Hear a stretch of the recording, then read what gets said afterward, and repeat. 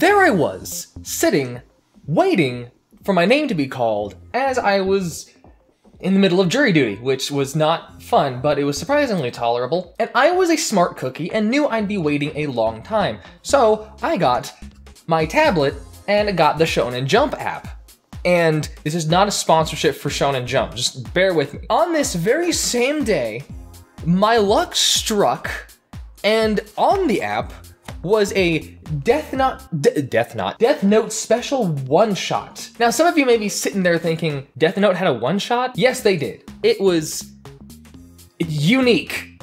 It's just about the same size as like an oversized comic. It's one chapter, that's all it is. It's a small single contained story, and it's adorable, it's fun, it's not adorable, that's the wrong term to use, and it's by Tsugumi Ohba and Takeshi Obata, the creators of Death Note. And so for those of you who haven't read it, and who don't intend on reading it, I'll summarize it for you. First of all, you should just go read it. So basically here's what happened. Ryuk decides he wants more apples, so he finds another kid that is the highest test scorer in Japan, of course, and he freaks out when he meets Ryuk, because of course he does.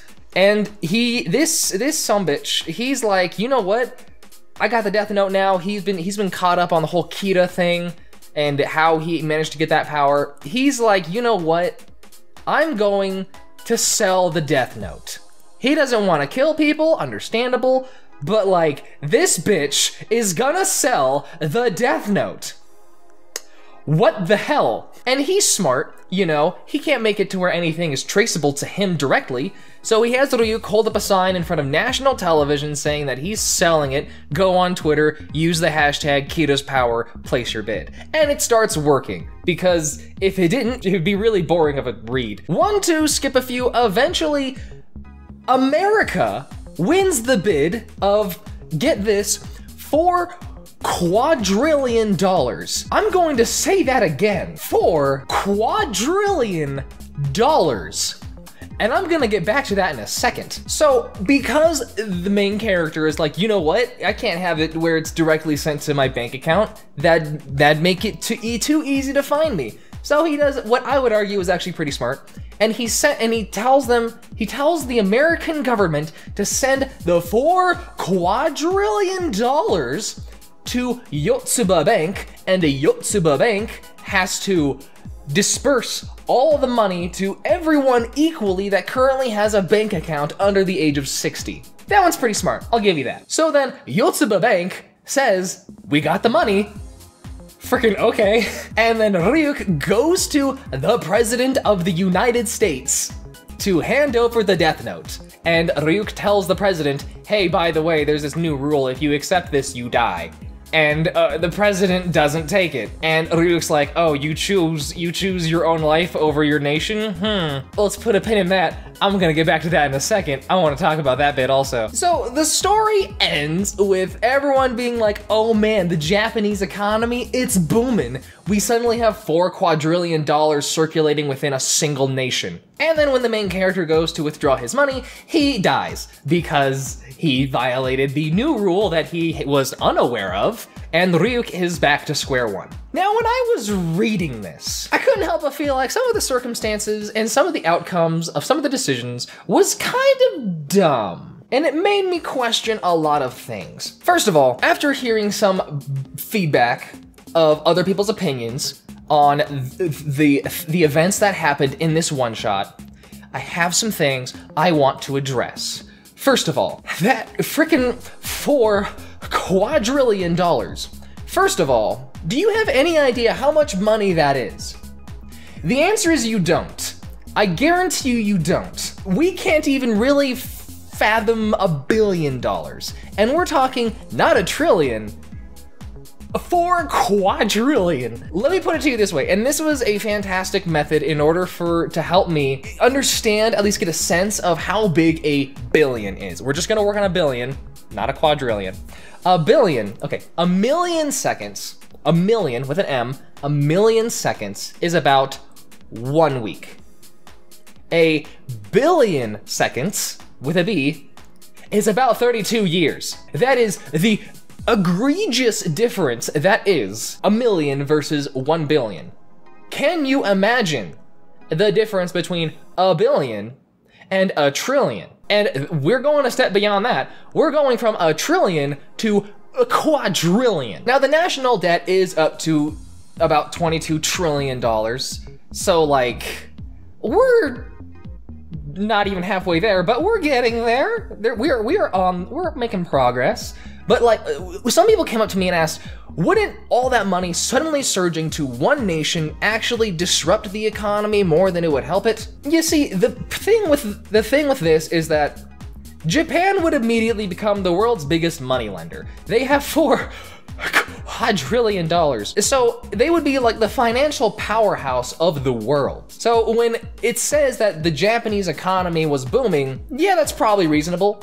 The one thing that's difficult to wrap my head around is that it doesn't go straight to the government. It's not like the government is choosing where this is going, where the funds are going to, how it's helping the nation. It first has to cycle through the people. And that's the part where I have to step back and realize I have no freaking idea how that would work. Especially since I can only imagine how much price gouging there would be during that time and how many people would say, oh yeah, this banana suddenly worth $10,000. I know you have the money to spend $10,000 when every single person in Japan now is a billionaire. How would that disrupt their modern lifestyle? I feel like there would be too many issues that we can't really fully comprehend just because we've never been in that situation before. We've seen people try to print money, but that only devalues it. What if the value of the money was the same and just surged to one nation? I'm gonna be frank with you. I thought it was dumb when I first read it, but the more I think about it, it'd probably be equally as good and equally as bad. The second thing, would America actually buy the Death Note? Because, you know, it's the Death Note. It's literally godlike power. But here's the problem that arises when a government, any government, not just America, when a government has the Death Note.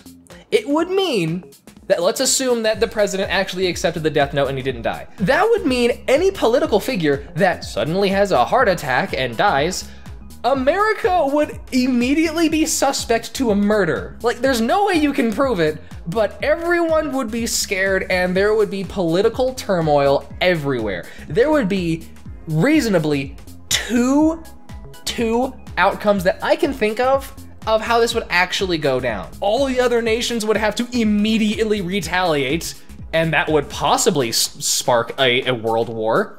That's something.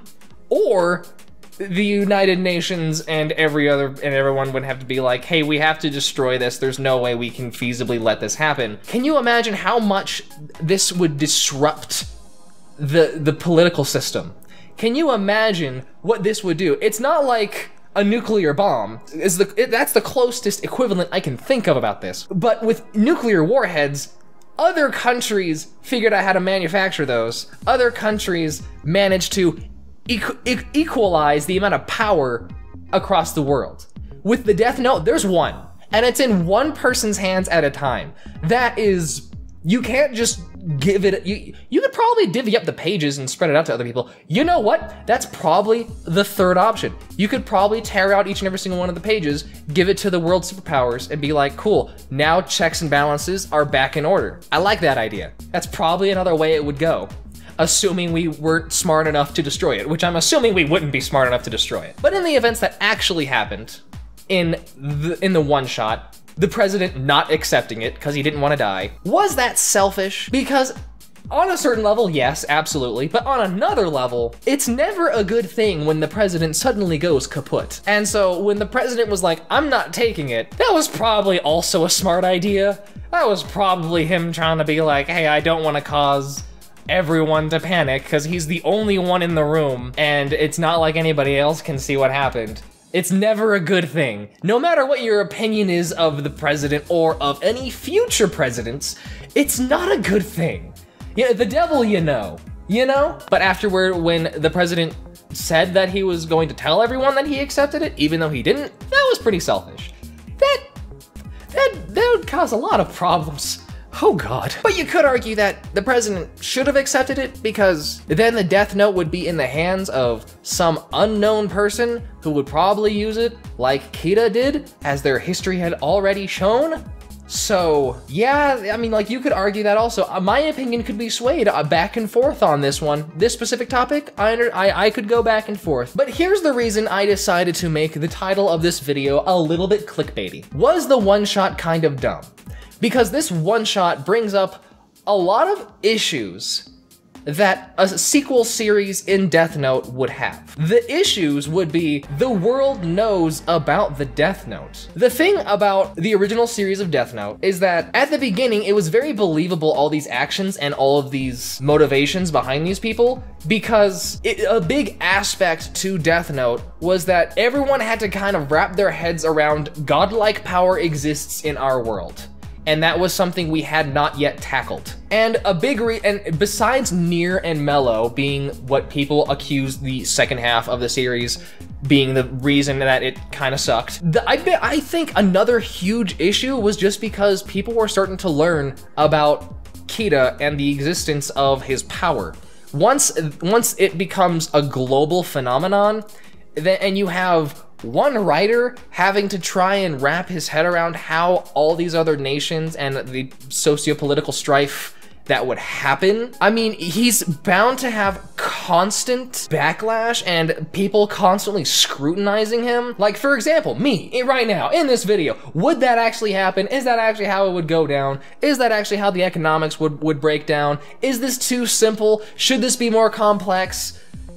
The answer to all of those are probably yes. And that's the biggest reason why I don't think there's ever been a sequel series to Death Note, a Death Note 2. And that's just because of the complications that the writer would have to tackle when it becomes a global problem. Because in the original Death Note, it wasn't a global problem. It was one kid, Light Yagami, dealing with one book and trying to kill a few people.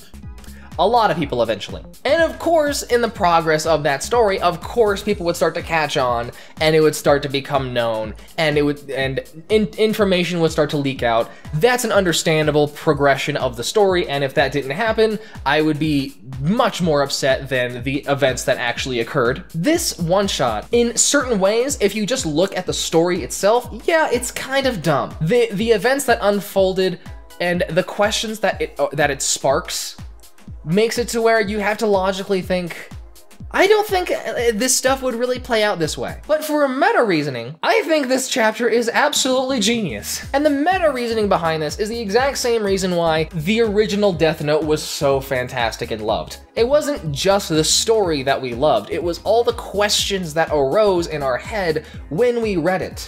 Like, if you had a Death Note, what would you do with it? Would you actually kill anyone? Who would you kill? What would that do if you were to tell someone? Would anyone believe you? How would the events unfold? And it's just all these things that you start to think in your head because of this situation is what makes Death Note so fun. It's not just the story, and it's not just the back and forth between L and Light. It's our personal takeaway from it and our personal tiny stories that we're making up in our head. And Death Note lends itself so well to that. And that's exactly what this one-shot chapter did.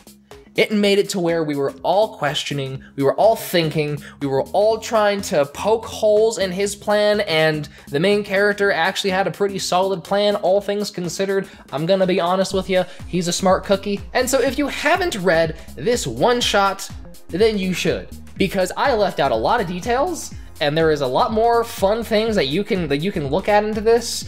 I didn't even mention that there's the new L. He drew the new L. I'm not even gonna show it. Go read it. So if you have your own ideas about my takeaway from this, or your own ideas about your takeaway from this, then please leave it in the comment section below. I'd love to talk about this. This is a fun topic to talk about. Stay beautiful and keep playing.